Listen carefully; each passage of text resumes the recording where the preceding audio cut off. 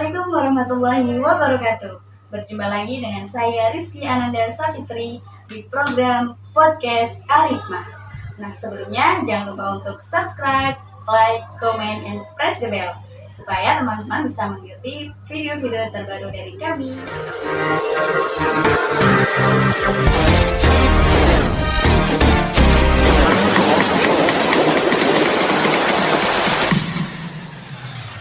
Nah, untuk tema kita kali ini yaitu tentang kerasan mondok.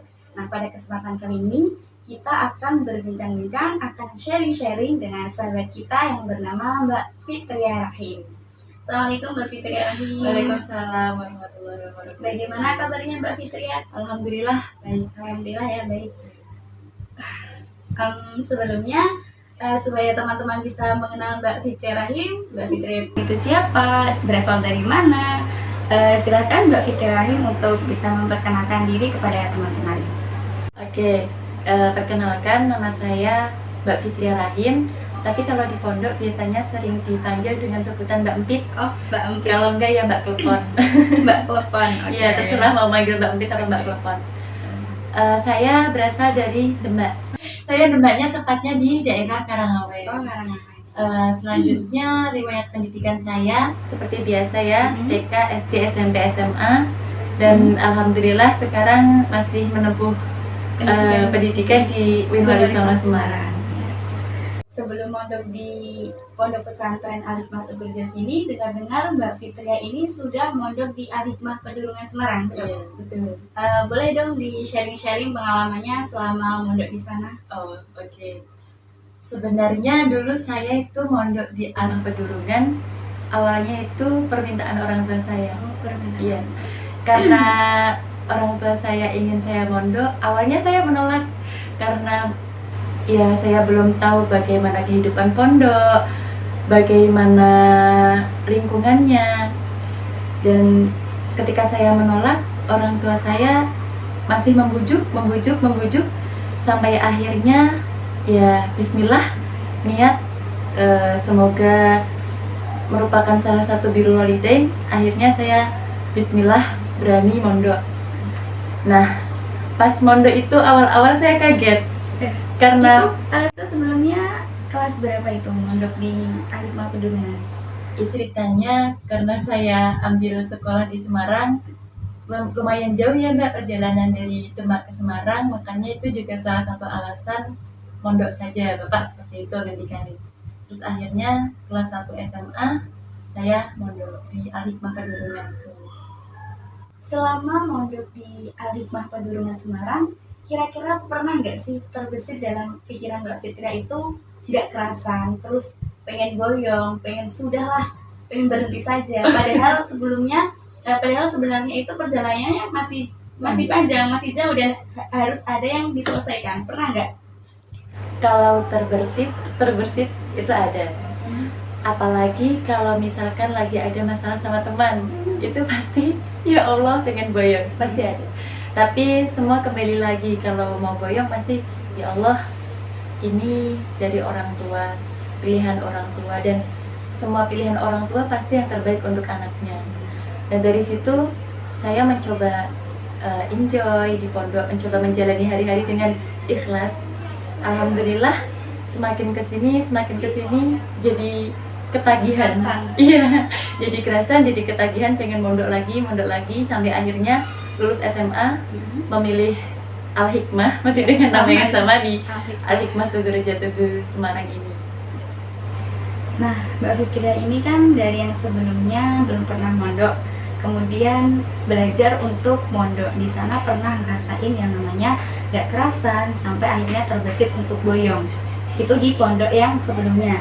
Kemudian Mbak Fitria ini berniat lagi untuk mondok lagi di Al-Hikmah, di Al-Hikmah Tegurejo ini. Padahal kan Mbak Fitria itu sudah merasakan pahitnya di pondok itu seperti apa, sampai rasanya nggak kerasan, sampai ini boyong.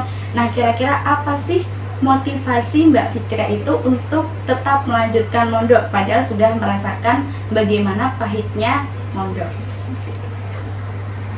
Motivasi utama saya jelas orang tua saya, karena orang tua saya selalu berpesan mondok mondok, tuntutlah ilmu agama dan harapkanlah barokahnya guru kamu.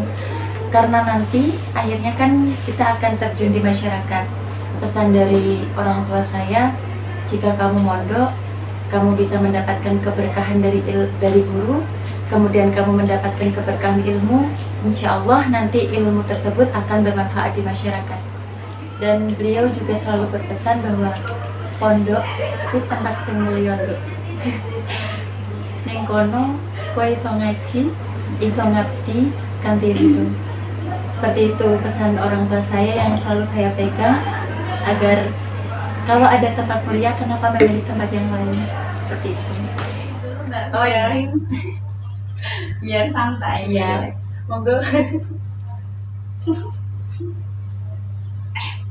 Itu kan para santri tidak hanya nyantri selama setahun 2 tahun, bahkan ada yang sampai 5 tahun, 10 tahun, bahkan sampai 15 tahun atau lebih dari itu. Kira-kira bisa dong Mbak Fitria Rahim memberikan tips-tips bagaimana caranya supaya para santri itu bisa kerasa mondok ala Mbak Fitria Rahim. Ya, sedikit tips dari saya ya Mbak, meskipun saya mondoknya juga baru beberapa tahun, belum lama. Kalau dari saya pribadi, bagaimana agar kita kerasan ya di pondoknya? Yang pertama, niat untuk belajar. Karena ketika kita sudah niat untuk belajar, apapun godaannya, apapun cobaannya yang datang dari mana saja, insya Allah kita akan tetap istiqomah untuk tetap menuntut ilmu. Kemudian yang kedua, jangan menyendiri. Karena ketika kita menyendiri, kita akan selalu meratapi apa yang sedang terjadi dengan kita, hingga akhirnya kita nggak akan merasa kerasan di pondok. Selalu aja, ya Allah kok seperti ini, ya Allah kok seperti ini. Jadi lebih baik kita humble kepada yang lain, mencari teman yang sekiranya bisa diajak cerita tentang masalah-masalah yang telah kita hadapi. Karena ketika kita bercerita tentang masalah yang kita hadapi, akan ada rasa kepuasan, apalagi jika teman kita tersebut memiliki saran agar kita bisa bangkit dari keterpurukan.